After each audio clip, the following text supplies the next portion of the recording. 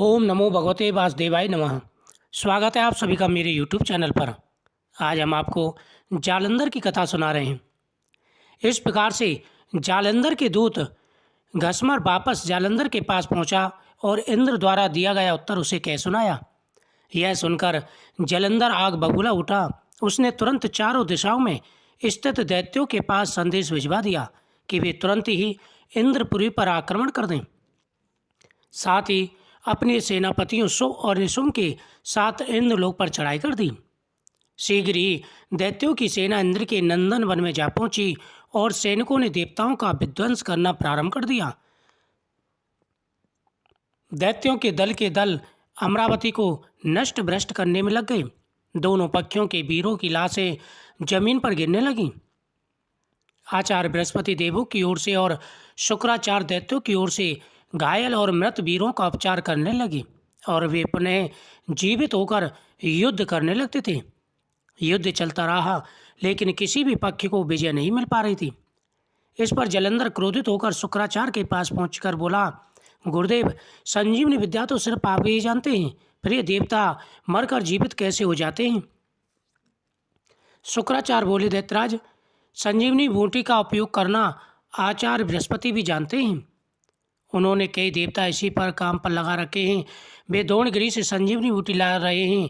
यदि किसी तरह देवताओं द्वारा द्रोणगिरी से बूटी लाना रोक दिया जाए तो आचार्य बृहस्पति को पुनः जीवित नहीं कर पाएंगे देवताओं को।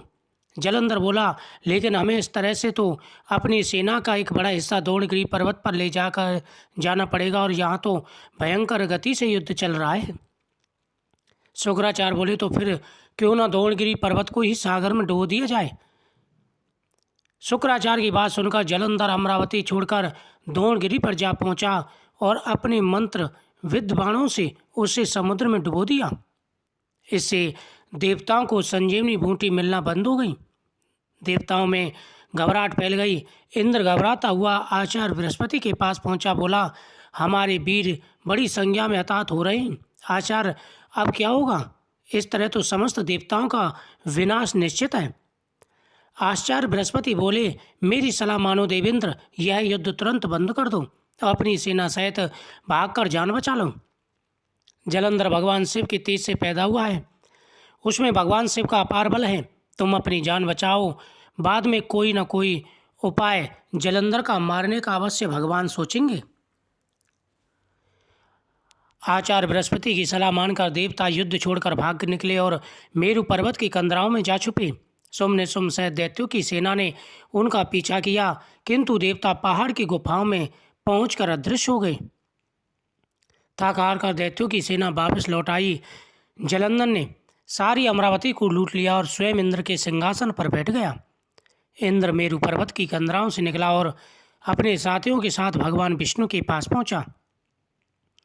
उसने भगवान विष्णु से प्रार्थना की कि हे प्रभु, रक्षा कीजिए। जालंधर ने समस्त अमरावती तबाह कर दी है। हजारों देवता मारे गए, स्वयं मैं भी मुश्किल से जान बचा कर भागा हूँ। विष्णु ने इंद्र को आश्वासन देते हुए कहा, घबराओ मत सूर्यराज, मैं स्वयं तुम्हारी सहायता को चलता हूँ। जालंधर अब ज़्यादा दिनों तक नहीं बच सकेगा। फिर विष्णु अमरावती जा पहुँचे। भगवान विष्णु के वहाँ पहुँचते ही देवताओं में नवीन स्फूर्ति का संचार होने लगा। वे शत्रु सेना पर प्रहार करने लगे। जालंधर बड़े प्रबल वेग से भगवान विष्णु के सम्मुख आ डटा। भगवान विष्णु जिस भी अस्त्र का उस पर प्रहार करते, जालंधर उन्हें तुरंत निष्फल कर देता। आखिर वे भगवान विष्णु ने और देव जालंधर में बड़ा भयंकर युद्ध होने लगा और इस प्रकार भगवान विष्णु और जालंधर दोनों ही एक समान युद्ध करने लगे। जालंधर परास्त नहीं हुआ। भगवान विष्णु बोले, तुम वाकई वीर हो जालंधर, मेरे इतने अस्त्रों पर भी तुमको निष्फल कर दिया। अब यह युद्ध बंद कर दो। जालंधर बोला, यह युद्ध अब एक ही शर्त पर बंद हो सकता है देव, यदि आप मेरी बहन लक्ष्मी सहित मेरे दीपों पर मेरा आतिथ्य स्वीकार करें। भगवान विष्णु ने जालंधर की शर्त स्वीकार कर ली। जालंधर के आदेश पर युद्ध बंद हो गया। भगवान विष्णु लक्ष्मी सहित सागर दीपों पर पहुंचे। जालंधर अमरावती की सारी संपदा को अपनी राजधानी ले आया और बड़े प्रेम से भगवान विष्णु की आतिथ्य सेवा करने लगा। एक दिन देव ऋषि नारद उनकी सभा में पधारे। जलंधर ने उनका स्वागत सत्कार किया। नारद जी बोले कि दैत्यराज, इस समय समस्त ऐश्वर्य तुम्हारे यहाँ पर उपलब्ध है, किंतु एक चीज़ की कमी है। जलंधर बोला, कमी किस चीज़ की है देवऋषि, मुझे बताइए।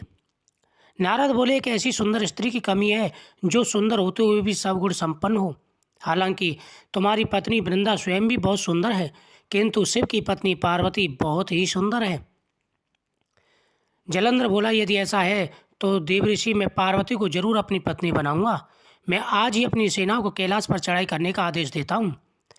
मति मंद जलंधर अपनी सेना लेकर कैलाश पर्वत पर टूट पड़ा। उनकी सेना और शिवगढ़ों में भयंकर युद्ध छिड़ गया। आकर शिव के गढ़ युद्ध भूमि छोड़कर भाग निकले। बेबस होकर भगवान शिव को युद्ध भूमि में जाना पड़ा। अपने स्वामी की उपस्थिति में शिवगढ़ों का उत्साह बढ़ गया। वे तीव्र वेग से दैत्य सेना पर टूट पड़े और उनका संहार करना शुरू कर दिया। शिव जलंधर के सम्मुख आ गया। दोनों में भयंकर युद्ध होने लगा।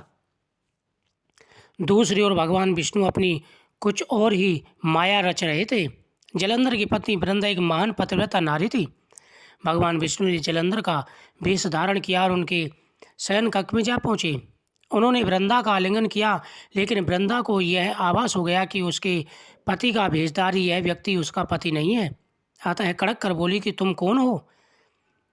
भगवान विष्णु अपने वास्तविक रूप में प्रकट हुए और हंसते हुए बोले, मुझे बहुत खेद है वृंदा, लेकिन ऐसा करना आवश्यक हो गया है। तेरा पति तेरे ही कारण अजय है। अब उसे मारने में भगवान शिव को कोई परेशानी नहीं होगी। वृंदा रोते हुए बोली, भगवान, आपने मेरे साथ धोखा विश्वासघात किया है प्रभु। मेरे पति ने तो आपके आतिथ्य सत्कार में भी कोई कमी नहीं छोड़ी थी। भगवान विष्णु ने उसे आशीर्वाद देते हुए कहा, तुम वास्तव में एक ही पूज्य नारी हो वृंदा, लेकिन हर आतताई का एक न एक दिन अंत अवश्य होता है। तुम्हारे पति के पापों का घड़ा बढ़ चुका है, उसका अंत समय निकट आ चुका है। मैं तुम्हें वरदान देता हूँ कि आज से सारे संसार में तुम पूजी जाओगी। स्त्रियां तुम्हारी पूजा करेंगी और मेरा भोग मैं तुम्हारे तुलसी पत्र के बिना भोग स्वीकार नहीं करूँगा। आज के बाद मेरे साथ में तुम्हारी पूजा होगी। तत्पश्चात वृंदा जलती हुई अग्नि में कूद गई और देखते देखते भस्म हो गई। उसके शरीर का तेज निकलकर पार्वती के शरीर में प्रविष्ट हो गया। देवताओं ने पुष्प की वर्षा की। वृंदा के अग्नि में भस्म होते ही जलंधर का तेज घट गया। भगवान शिव ने अपने त्रिशूल से उसका सिर काट दिया। जलंधर के मरते उसका वह तेज भगवान शिव के शरीर में प्रवेश कर गया। शिव के शरीर में प्रविष्ट हो गया। दैत्य सेना घबरा कर भाग निकली। देवताओं ने शिव जी की जय जयकार की। इंद्र ने पुनः अपना सिंहासन प्राप्त कर लिया और कुछ काल बाद सर्वत्र अमन चैन व्याप्त हो गया। इस प्रकार से भगवान शिव ने जलंधर का वध किया और वृंदा को माता तुलसी के रूप में स्थापित किया। भगवान विष्णु का पूजन तुलसी पत्रों से किया जाता है। इस कथा को सुनने से हर प्रकार की मनोकामना पूरी हो जाती है, धन बढ़ता है, सुख समृद्धि बढ़ती है, जीवन में आ रहे सारे कष्ट और परेशानियां दूर हो जाती हैं। ओम नमो भगवते वासुदेवाय नमः।